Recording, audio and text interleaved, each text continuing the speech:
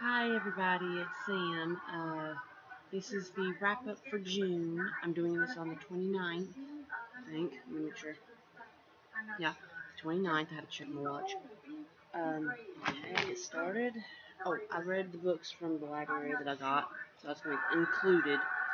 Oh, if you hear any noise in the background, I'm watching the Golden Girls.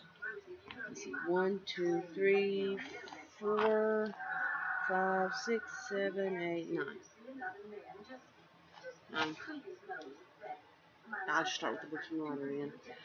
I read The Spooky South. But basically, this is just a mixture of ghost stories, and if you see a bookmark right like that, I just picked the ones I liked, the stories I liked. I only liked one out of this. I didn't really like this one too much. It's called I think it's called The Fiddler's Dram, and it says Dukedom, Tennessee. I guess it's a story from there. But I actually really like that one. It was the only one that I really liked in this book. It is just a mixture of stories. I'll read you the inside of it. Yeah, like maybe.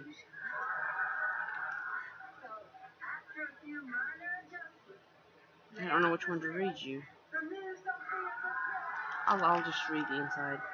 Pull up a chair or gather round the campfire and get ready for these 30 creepy tales of ghostly hauntings, eerie happenings, and other strange occurrences from times past. Set in small southern towns, hard-to-reach islands, and sparsely populated backwoods, the stories in this entertaining and compelling collection have you looking over your shoulder again and again. Southern folklore traditions are kept alive in these expert retellings by master storyteller S.E. Schlosser and in artist Paul G. Hoffman's evocative illustrations. I actually liked his drawings. You'll meet ghosts and witches, hear things that go bump in the night, and feel an icy wind on the back of your neck on a warm summer evening. Whether read around the campfire or on a dark and stormy night, or from the backseat of the family van on the way to Grandma's, this is a collection to treasure, including spine-tingling stories from Virginia, West Virginia. I didn't even know that these were from like different places. I just grabbed it because it was about ghost stories. Virginia, West Virginia, Kentucky, Tennessee, Arkansas, Louisiana, Mississippi, Alabama, Florida, Georgia, South Carolina, and North Carolina. Hopefully Valerie will be able to take me again to the library today, so I can get me some more. And when I do, I'll show you. Then read. I like more stories from this. South Carolina Ghost, From the Coast to the Mountains, by Nancy Roberts. I love this one more. I liked almost every one in this. My absolute favorite one though was There Goes Martin Bernard's Carriage. Oh, Stephen's here. He is. I don't care, go.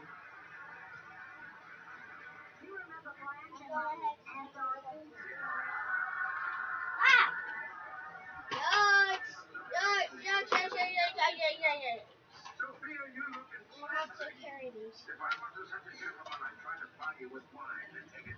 Shut the door, okay? Honey, put them in the book bag then.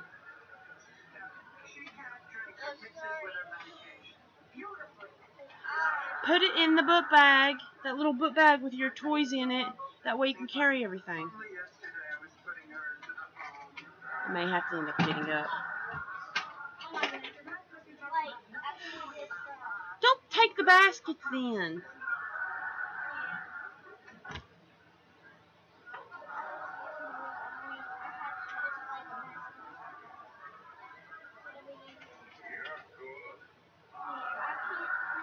I'll come up Saturday. Really? Where did a sweet Sicilian girl like you learn to do those things? Oh,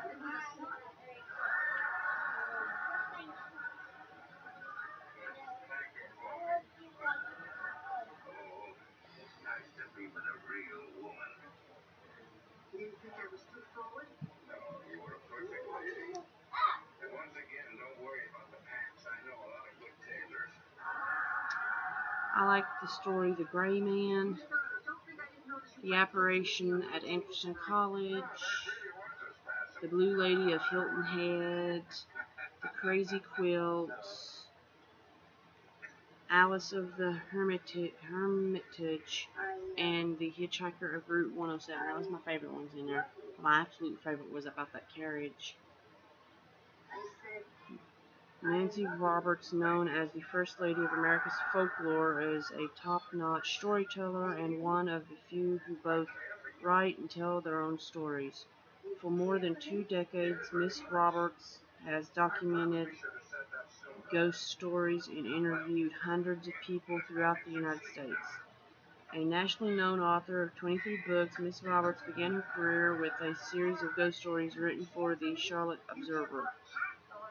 Carl Sandburg sent her word that her stories were good, suggesting they should be a book. Since then, her books have won her a certificate of commendation from the American Association for State and Local History and a nomination for the Great Western Writers' Spur Award.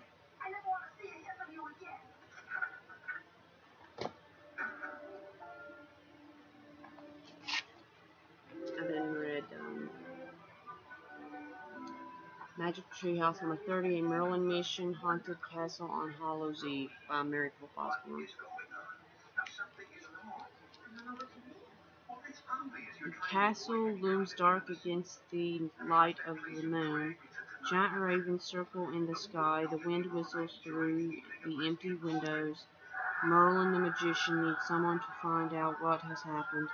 But who is brave enough to brush the cobwebs aside and go through the heavy doors?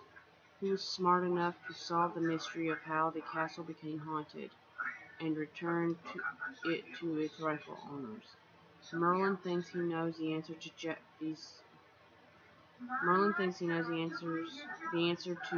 questions. Jack and Annie, 2 modern kids who have lots of experience with history, mystery, and magic. With the help of Teddy, a young sorcerer, and an old friend from an earlier adventure, Jack and Annie take on their second Merlin mission in the magical realm of Camelot. Inspired by ancient legends and campfire ghost stories, Haunted Castle on Hallows Eve is a spooky and satisfying treat for readers all year round.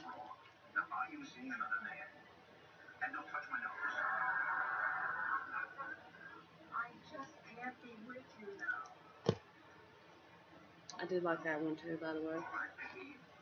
I then read My Girl 2.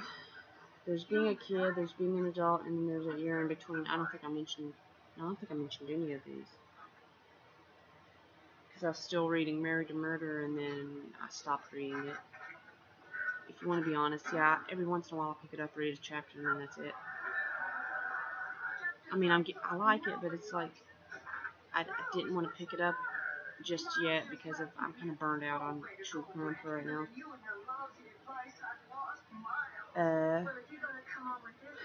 When you're an undertaker's daughter, life's not exactly normal to begin with. 13-year-old Veda Saltonfuss is being kicked out of her room because her stepmother, Shelley, is about to have a baby. Her friend Judy is in love with a jerk, and even though Veda's best friend, Thomas J., died 2 years ago, she still misses him. But it's not just the outside world that's changing. Suddenly, Veda's beginning to wonder whether she'd rather write a really good poem or get a really good kiss. Then Veda gets the chance to visit her Uncle Phil in Los Angeles, and maybe find out more about her mother who died when Veda was born. Her only guide to the sprawling city is a boy with an attitude problem, Nick, her Uncle Phil's almost stepson, who acts like it's pure torture to show her around LA, but in this strange land of sun and palms, Veda will make some amazing discoveries.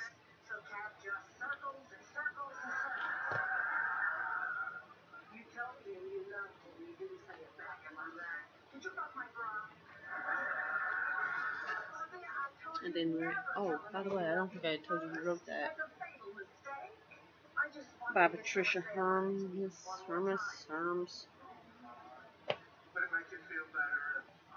Then I read Rabble Starkey by Lois Lowry. I wish she'd make a part 2, like more books from she would make more books about her. Because at the end it's confusing. They just, a spoiler for anybody who wants to read it. She ends up riding off with her mother into a new city or something. That's the point. It's like, what happens to them after that? I wish she could write more about what, like the new town and stuff and moving. When Rabble Starkey's grandmother saw her for the first time, she said, "Look at them sea-green eyes. Look at the ginger-colored hair. Lord, Lord, trouble lies ahead for that child." So she and Rabble's mother, sweet Hosanna, gave her a Bible name, Parable Ann, to stave off what trouble they could. But at 12, Rabble has had more than her share. Rabble is passing a year that will change her forever. Maybe she will find the stability she's looking for living with her mother and the Bigelows. Her mother had her when she was, 13, 14, because she got married real young.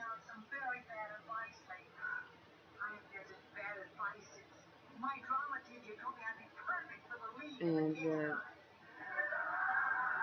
she knows a lot for her age, actually. For the mother. She said she was 26 or something.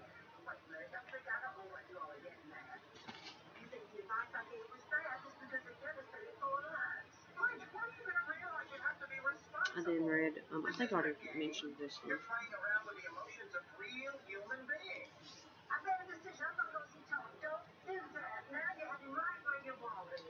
I then read How to Be a Vampire by Amy Gray. How to Be a Vampire, I'll just read it anyways. A Fangs-On Guide for the Newly Undead. Here, the secrets of the undead are revealed, from how to be turned to how to feel eternity once you've been bitten, including telling your family that you're a child of the night, dressing like the mysterious creatures you are, do's and don'ts of dating a mortal, escape morality, embrace the darkness, become a vampire.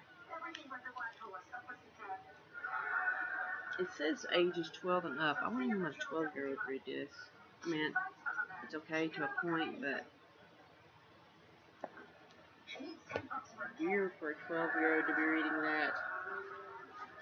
I then read Bizopolis. Now, I know I think I've already mentioned this in some other video. By Brian Sheasley. It's almost like freaking Willy Wonka and the Chocolate Factory, except there's a little creature involved. That little green dude there. And it's about Pop. I think he makes other things other than Pop, though. His dad's some kind of weird, freaky scientist. I then read Push by Sapphire. Actually, I do love this book. I gotta be honest, I do. Very slightly little things I didn't like about it, but just slight little things. Like so much like cussing in it. But books nowadays, it's not gonna have cussing. And then I read that new book that I got. Nancy Drew, number 3, and the Clue Crew. Sorry, I meant Nancy Drew and the Clue Crew, number 3. Pony Problems. This pony is horsing around. This pony knows quite a few tricks. A new petting zoo has opened in River Heights. Nancy, George, and Bess can't wait to check it out. The zoo has the cutest Shetland pony named Buttons, and it looks like the Clue Crew won't have to wait very long to get a glimpse of Buttons. He keeps escaping from his pen and showing up all over town. He's getting pretty famous for eating the flowers in everyone's front lawns. As much as Nancy secretly wishes Buttons would turn up on her lawn, she knows it's important to make sure he stays put. The only trouble is no one knows how he's getting out. Sounds like it's time for the Clue Crew to saddle up and settle this pony problem.